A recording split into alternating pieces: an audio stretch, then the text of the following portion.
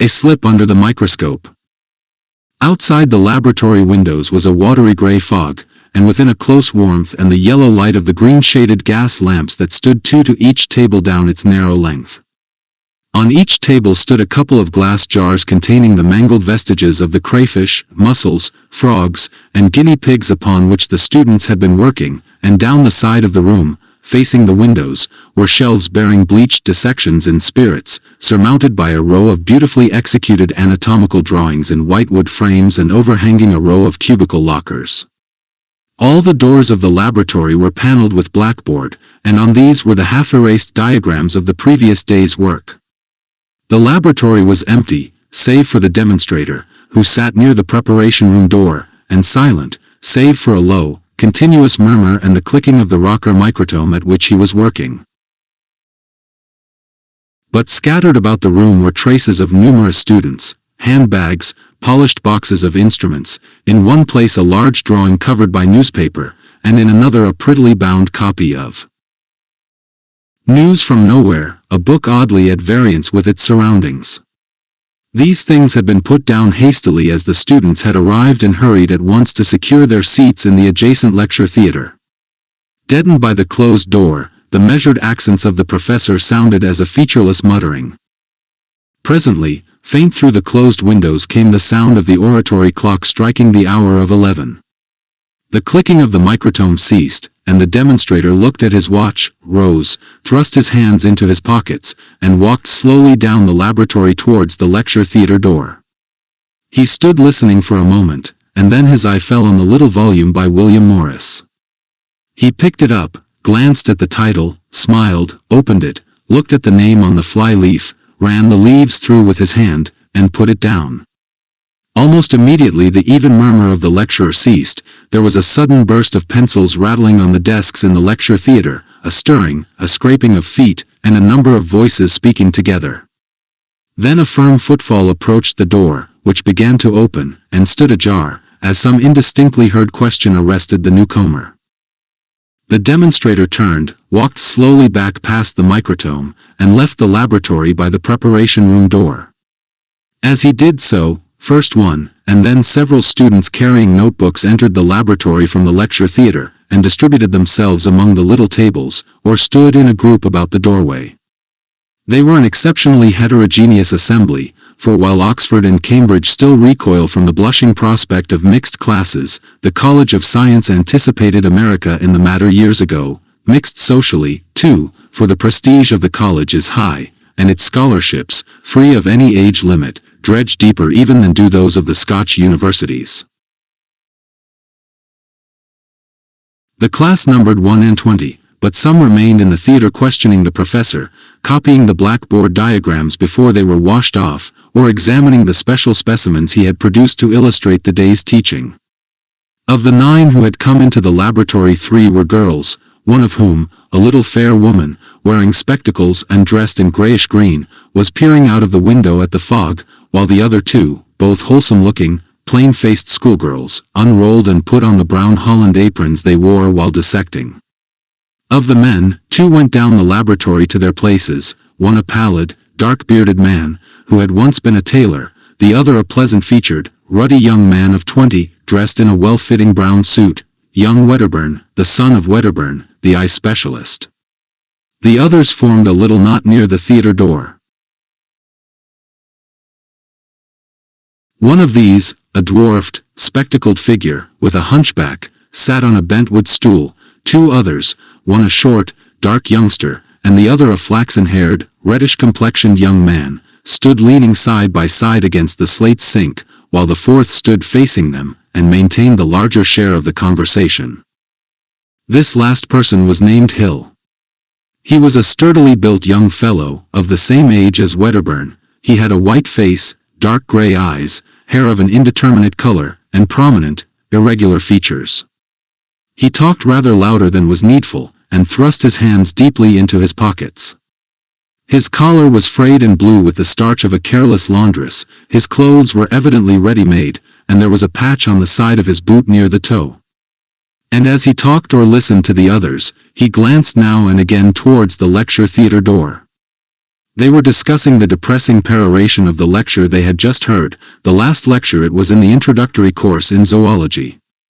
From ovum to ovum is the goal of the higher vertebrata, the lecturer had said in his melancholy tones, and so had neatly rounded off the sketch of comparative anatomy he had been developing. The spectacled hunchback had repeated it, with noisy appreciation, had tossed it towards the fair-haired student with an evident provocation, and had started one of these vague, rambling discussions on generalities, so unaccountably dear to the student mind all the world over. "That is our goal, perhaps, I admit it, as far as science goes," said the fair-haired student, rising to the challenge. "But there are things above science." "Science," said Hill confidently, "is systematic knowledge.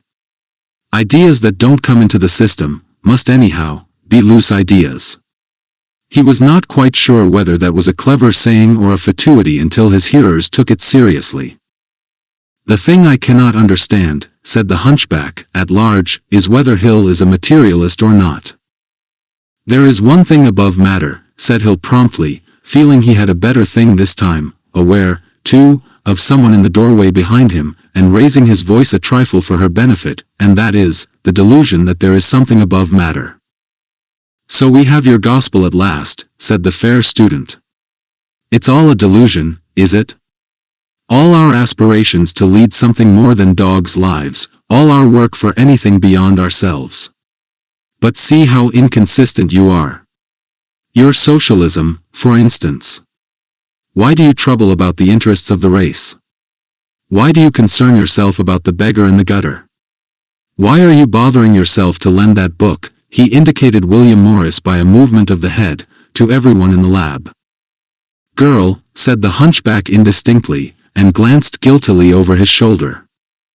The girl in brown, with the brown eyes, had come into the laboratory, and stood on the other side of the table behind him, with her rolled-up apron in one hand, looking over her shoulder, listening to the discussion. She did not notice the hunchback, because she was glancing from Hill to his interlocutor. Hill's consciousness of her presence betrayed itself to her only in his studious ignorance of the fact, but she understood that, and it pleased her. "I see no reason," said he, "why a man should live like a brute because he knows of nothing beyond matter, and does not expect to exist 100 years hence." "Why shouldn't he?" said the fair-haired student. "Why should he?" said Hill. "What inducement has he?" "That's the way with all you religious people. It's all a business of inducements. Cannot a man seek after righteousness for righteousness' sake?" There was a pause. The fair man answered, with a kind of vocal padding, "But, you see, inducement, when I said inducement, to gain time." And then the hunchback came to his rescue and inserted a question. He was a terrible person in the debating society with his questions, and they invariably took one form, a demand for a definition. "What's your definition of righteousness?" said the hunchback at this stage. Hill experienced a sudden loss of complacency at this question, but even as it was asked, relief came in the person of Brooks, the laboratory attendant, who entered by the preparation room door, carrying a number of freshly killed guinea pigs by their hind legs. "This is the last batch of material this session," said the youngster who had not previously spoken. Brooks advanced up the laboratory, smacking down a couple of guinea pigs at each table. The rest of the class, scenting the prey from afar, came crowding in by the lecture theater door, and the discussion perished abruptly as the students who were not already in their places hurried to them to secure the choice of a specimen. There was a noise of keys rattling on split rings as lockers were opened and dissecting instruments taken out. Hill was already standing by his table, and his box of scalpels was sticking out of his pocket. The girl in brown came a step towards him, and, leaning over his table, said softly, "Did you see that I returned your book, Mr. Hill?" During the whole scene she and the book had been vividly present in his consciousness, but he made a clumsy pretense of looking at the book and seeing it for the first time. "Oh, yes," he said, taking it up. "I see. Did you like it? I want to ask you some questions about it, sometime." "Certainly," said Hill. "I shall be glad." He stopped awkwardly. "You liked it?" he said. "It's a wonderful book. Only some things I don't understand." Then suddenly the laboratory was hushed by a curious, braying noise. It was the demonstrator. He was at the blackboard ready to begin the day's instruction, and it was his custom to demand silence by a sound midway between the air of common intercourse and the blast of a trumpet. The girl in brown slipped back to her place. It was immediately in front of Hill's, and Hill, forgetting her forthwith, took a notebook out of the drawer of his table, turned over its leaves hastily, drew a stumpy pencil from his pocket, and prepared to make a copious note of the coming demonstration. For demonstrations and lectures are the sacred text of the college students. Books, saving only the professor's own, you may, it is even expedient to, ignore. Hill was the son of a Landport cobbler, and had been hooked by a chance blue paper the authorities had thrown out to the Landport Technical College. He kept himself in London on his allowance of a guinea a week, and found that, with proper care, this also covered his clothing allowance, an occasional waterproof collar, that is, and ink and needles and cotton, and such like necessaries for a man about town. This was his first year and his first session, but the brown old man in Landport had already got himself detested in many public houses by boasting of his son, the professor. Hill was a vigorous youngster, with a serene contempt for the clergy of all denominations, and a fine ambition to reconstruct the world. He regarded his scholarship as a brilliant opportunity. He had begun to read at 7, and had read steadily whatever came in his way, good or bad, since then. His worldly experience had been limited to the island of Portsea, and acquired chiefly in the wholesale boot factory in which he had worked by day, after passing the 7th standard of the board school. He had a considerable gift of speech, as the college debating society, which met amidst the crushing machines and mine models in the metallurgical theater downstairs, already recognized by a violent battering of desks whenever he rose. And he was just at that fine emotional age when life opens at the end of a narrow pass like a broad valley at one's feet, full of the promise of wonderful discoveries and tremendous achievements. And his own limitations, save that he knew neither Latin nor French, were all unknown to him. At first his interest had been divided pretty equally between his biological work at the college and social and theological theorizing, an employment which he took in deadly earnest. Of a night, when the big museum library was not open, he would sit on the bed of his room in Chelsea with his coat and a muffler on, and write out the lecture notes and revise his dissection memoranda, until Thorpe called him out by a whistle. The landlady objected to open the door to attic visitors, and then the two would go prowling about the shadowy, shiny, gaslit streets, talking, very much in the fashion of the sample just given, of the God idea, and righteousness, and Carlyle, and the reorganization of society.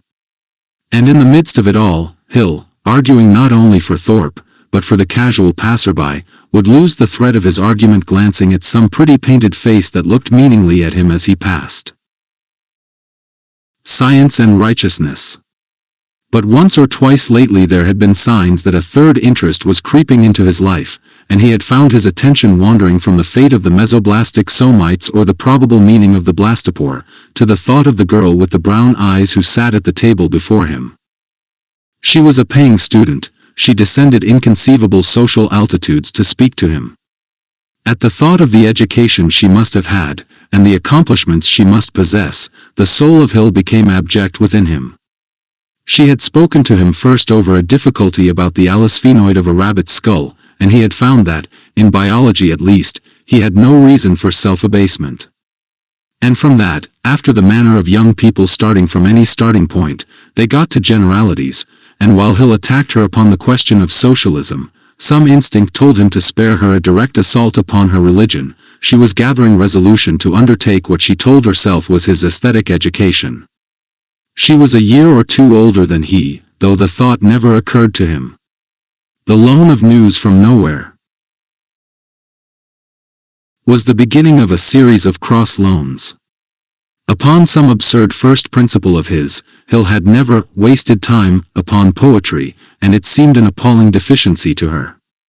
One day in the lunch hour, when she chanced upon him alone in the little museum where the skeletons were arranged, shamefully eating the bun that constituted his midday meal, she retreated, and returned to lend him, with a slightly furtive air, a volume of Browning. He stood sideways towards her and took the book rather clumsily, because he was holding the bun in the other hand. And in the retrospect his voice lacked the cheerful clearness he could have wished.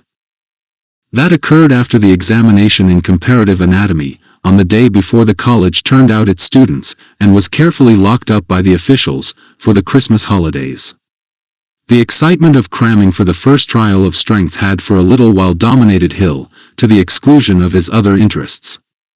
In the forecasts of the result in which everyone indulged, he was surprised to find that no one regarded him as a possible competitor for the Harvey Commemoration Medal, of which this and the 2 subsequent examinations disposed.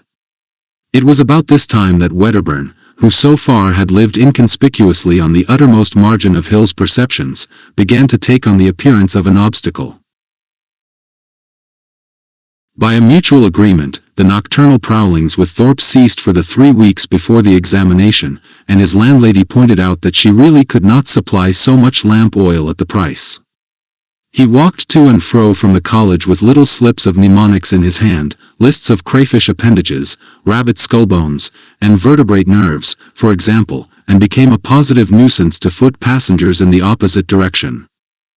But, by a natural reaction, poetry and the girl with the brown eyes ruled the Christmas holiday. The pending results of the examination became such a secondary consideration that Hill marveled at his father's excitement. Even had he wished it, there was no comparative anatomy to read in Landport, and he was too poor to buy books, but the stock of poets in the library was extensive, and Hill's attack was magnificently sustained. He saturated himself with the fluent numbers of Longfellow and Tennyson, and fortified himself with Shakespeare, found a kindred soul in Pope, and a master in Shelley, and heard and fled the siren voices of Eliza Cook and Mrs. Hemans. But he read no more Browning, because he hoped for the loan of other volumes from Miss Haseman when he returned to London. He walked from his lodgings to the college with that volume of Browning in his shiny black bag, and his mind teeming with the finest general propositions about poetry. Indeed, he framed first this little speech and then that with which to grace the return. The morning was an exceptionally pleasant one for London. There was a clear, hard frost and undeniable blue in the sky, a thin haze softened every outline, and warm shafts of sunlight struck between the house blocks and turned the sunny side of the street to amber and gold.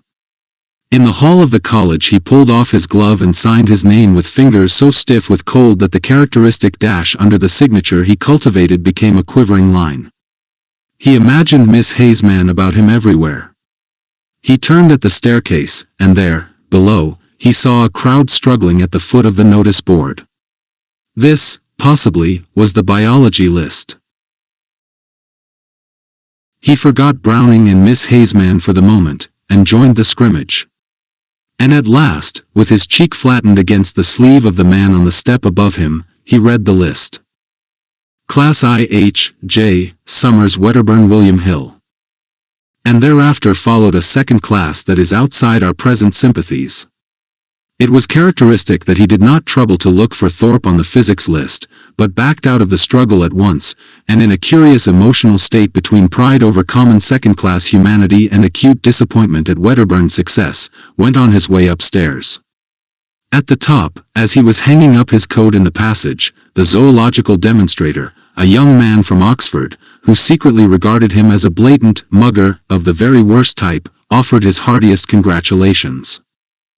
At the laboratory door Hill stopped for a second to get his breath, and then entered. He looked straight up the laboratory and saw all 5 girl students grouped in their places, and Wedderburn, the once retiring Wedderburn, leaning rather gracefully against the window, playing with the blind tassel and talking, apparently, to the 5 of them. Now, Hill could talk bravely enough and even overbearingly to one girl, and he could have made a speech to a roomful of girls, but this business of standing at ease and appreciating, fencing, and returning quick remarks round a group was, he knew, altogether beyond him. Coming up the staircase his feelings for Wedderburn had been generous, a certain admiration perhaps, a willingness to shake his hand conspicuously and heartily as one who had fought but the first round. But before Christmas Wedderburn had never gone up to that end of the room to talk. In a flash Hill's mist of vague excitement condensed abruptly to a vivid dislike of Wedderburn. Possibly his expression changed. As he came up to his place, Wedderburn nodded carelessly to him, and the others glanced round. Miss Hazeman looked at him and away again, the faintest touch of her eyes. "I can't agree with you, Mr. Wedderburn," she said. "I must congratulate you on your first class, Mr. Hill," said the spectacled girl in green, turning round and beaming at him. "It's nothing," said Hill, staring at Wedderburn and Miss Hazeman talking together, and eager to hear what they talked about. "We poor folks in the second class don't think so," said the girl in spectacles. What was it Wedderburn was saying? Something about William Morris. Hill did not answer the girl in spectacles, and the smile died out of his face.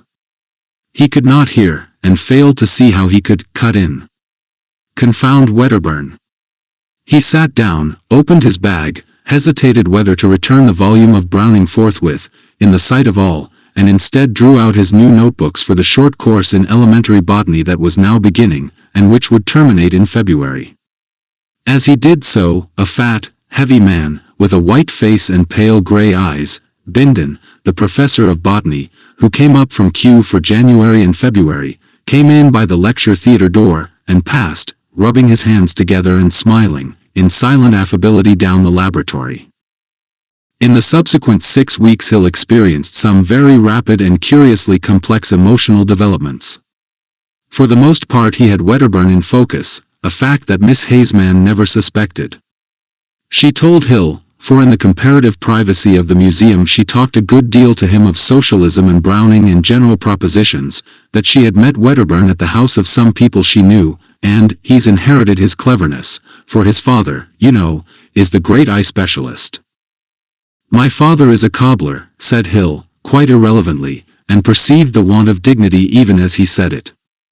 But the gleam of jealousy did not offend her. She conceived herself the fundamental source of it. He suffered bitterly from a sense of Wedderburn's unfairness, and a realization of his own handicap.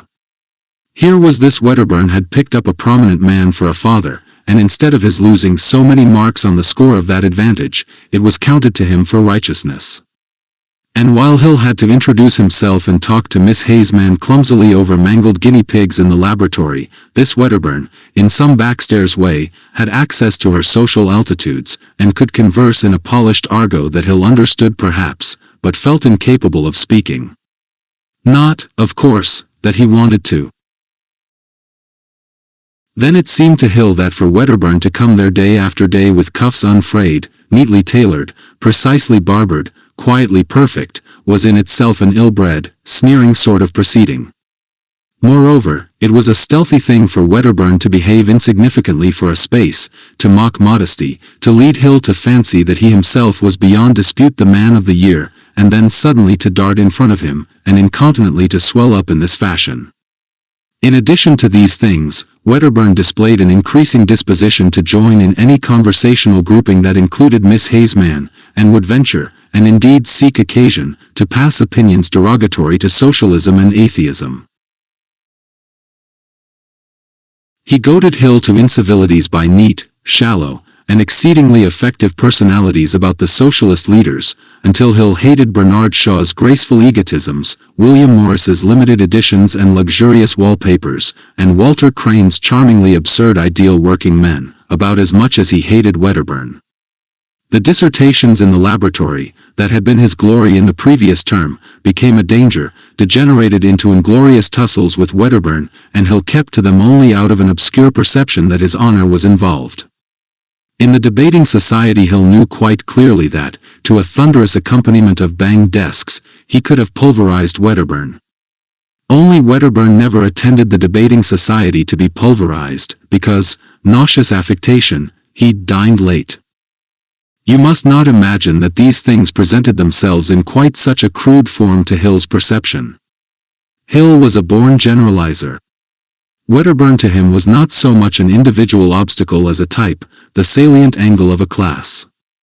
The economic theories that, after infinite ferment, had shaped themselves in Hill's mind, became abruptly concrete at the contact.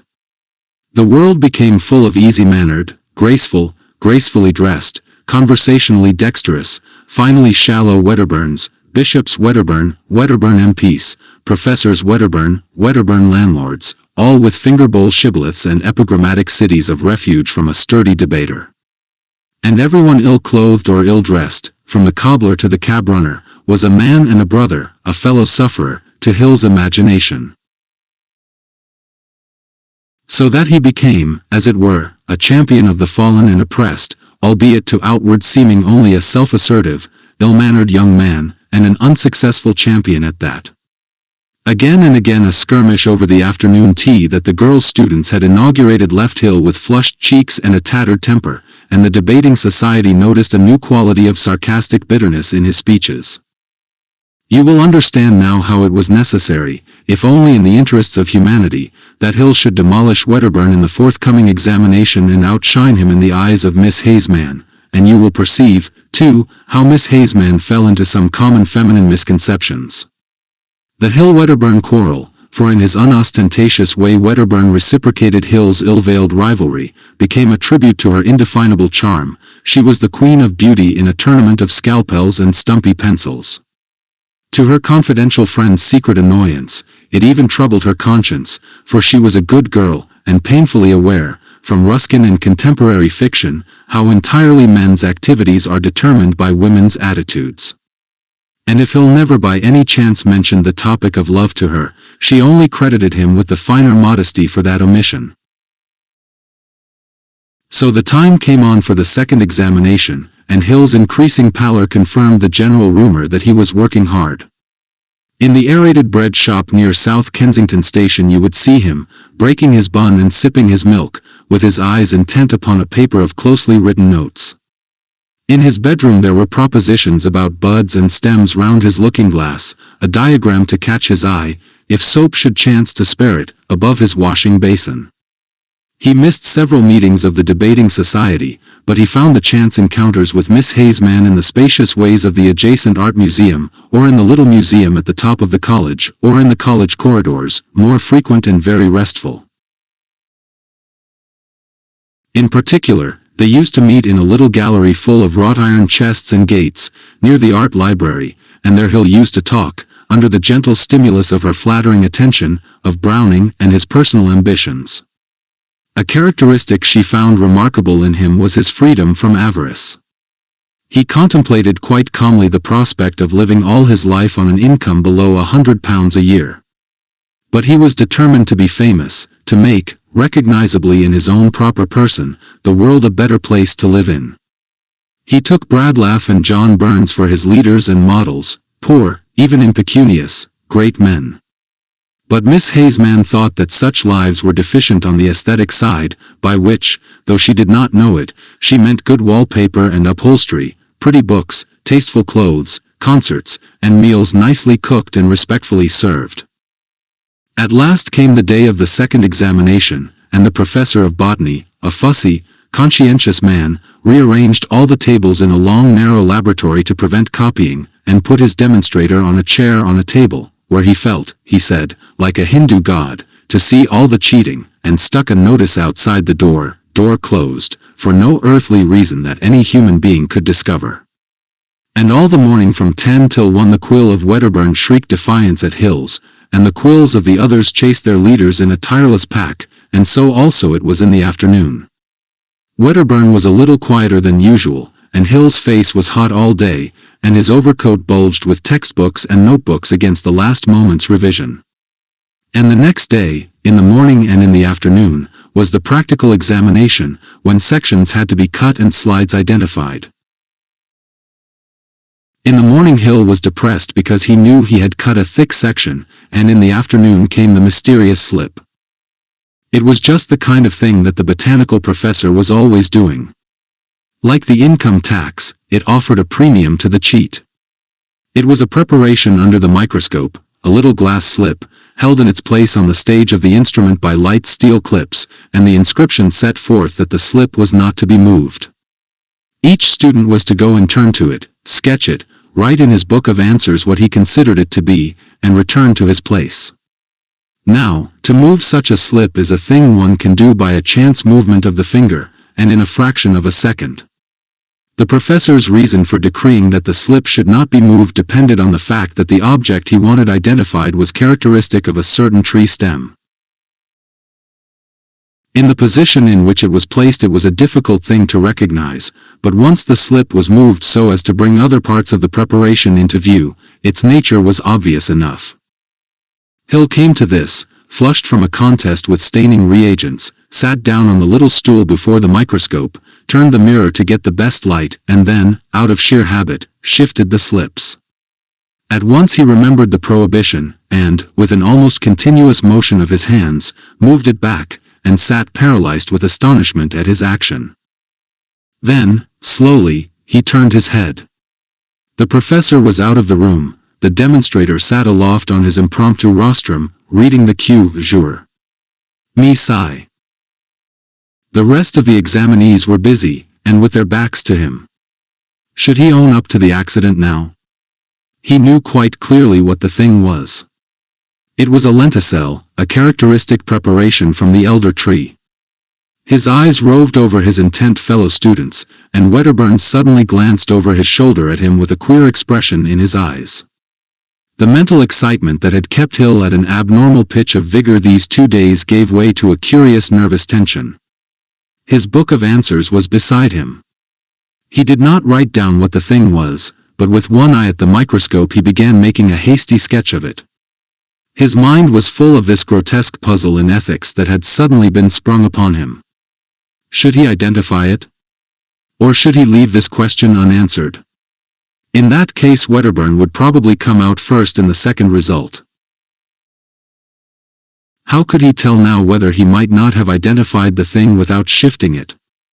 It was possible that Wedderburn had failed to recognize it, of course. Suppose Wedderburn too had shifted the slide? He looked up at the clock. There were 15 minutes in which to make up his mind. He gathered up his book of answers and the colored pencils he used in illustrating his replies and walked back to his seat. He read through his manuscript, and then sat thinking and gnawing his knuckle. It would look queer now if he owned up. He must beat Wedderburn. He forgot the examples of those starry gentlemen, John Burns and Bradlaugh. Besides, he reflected, the glimpse of the rest of the slip he had had was, after all, quite accidental, forced upon him by chance, a kind of providential revelation rather than an unfair advantage. It was not nearly so dishonest to avail himself of that as it was of Broom, who believed in the efficacy of prayer, to pray daily for a first class. 5 minutes more, said the demonstrator, folding up his paper and becoming observant. Hill watched the clock hands until 2 minutes remained, then he opened the book of answers, and, with hot ears and an affectation of ease, gave his drawing of the lenticelle its name. When the second pass list appeared, the previous positions of Wedderburn and Hill were reversed, and the spectacled girl in green, who knew the demonstrator in private life, where he was practically human, said that in the result of the 2 examinations taken together Hill had the advantage of a mark, 167 to 166 out of a possible 200. Everyone admired Hill in a way, though the suspicion of mugging clung to him.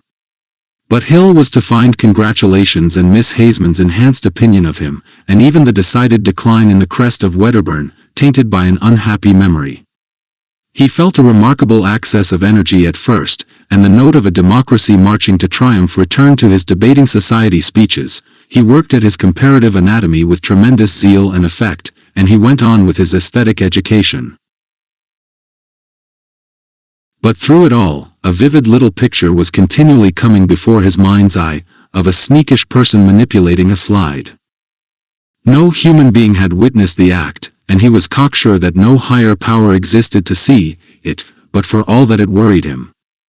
Memories are not dead things but alive. They dwindle in disuse, but they harden and develop in all sorts of queer ways if they are being continually fretted.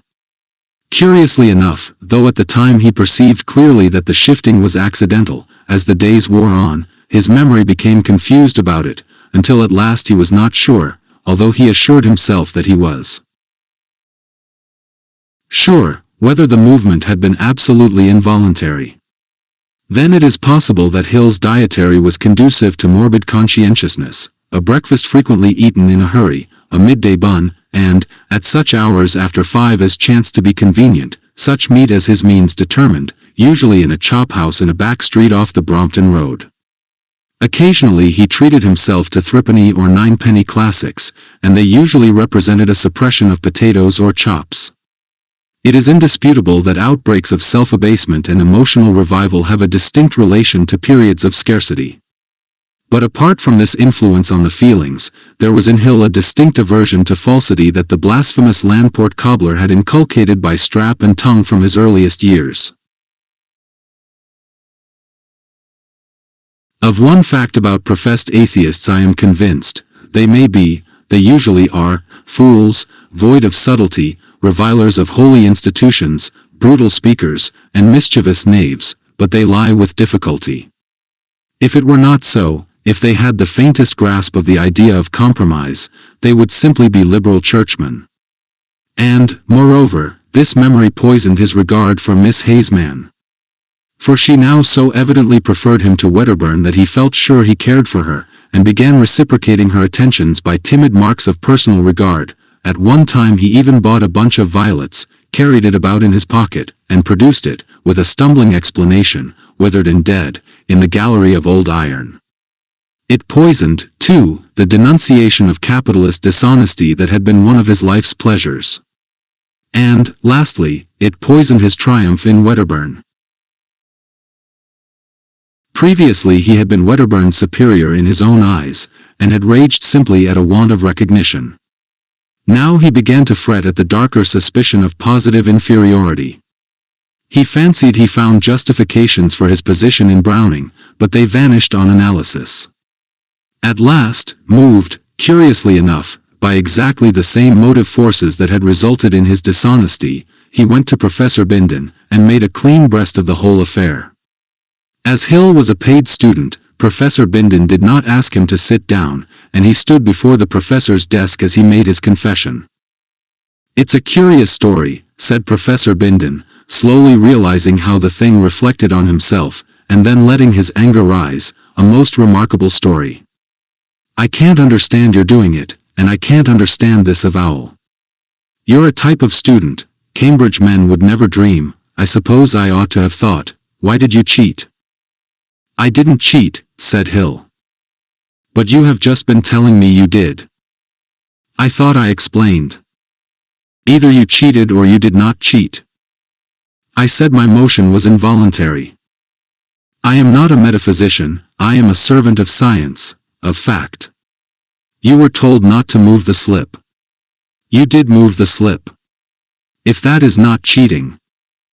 "If I was a cheat," said Hill, with the note of hysterics in his voice, "should I come here and tell you?"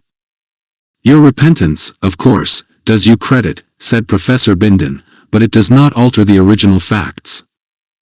"No, sir," said Hill, giving in utter self-abasement. "Even now you cause an enormous amount of trouble. The examination list will have to be revised." "I suppose so, sir." "Suppose so? Of course it must be revised. And I don't see how I can conscientiously pass you." "Not pass me," said Hill. "Fail me? It's the rule in all examinations. Or where should we be? What else did you expect? You don't want to shirk the consequences of your own acts." "I thought, perhaps," said Hill. "And then, fail me? I thought, as I told you, you would simply deduct the marks given for that slip." "Impossible," said Bindon. "Besides, it would still leave you above Wedderburn. Deduct only the marks. Preposterous. The departmental regulations distinctly say." "But it's my own admission, sir. The regulations say nothing whatever of the manner in which the matter comes to light. They simply provide. It will ruin me. If I fail this examination, they won't renew my scholarship. You should have thought of that before. But, sir, consider all my circumstances." "I cannot consider anything. Professors in this college are machines. The regulations will not even let us recommend our students for appointments. I am a machine, and you have worked me. I have to do. It's very hard, sir. Possibly it is. If I am to be failed this examination, I might as well go home at once. That is as you think proper. Bindon's voice softened a little. He perceived he had been unjust, and, provided he did not contradict himself, he was disposed to amelioration. As a private person, he said, I think this confession of yours goes far to mitigate your offense. But you have set the machinery in motion, and now it must take its course. I am really sorry you gave way. A wave of emotion prevented Hill from answering. Suddenly, very vividly, he saw the heavily lined face of the old Landport cobbler, his father. Good God! What a fool I have been, he said hotly and abruptly. I hope, said Bindon, that it will be a lesson to you.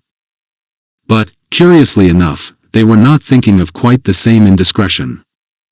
There was a pause. I would like a day to think, sir, and then I will let you know, about going home, I mean, said Hill, moving towards the door. The next day Hill's place was vacant. The spectacled girl in green was, as usual, first with the news.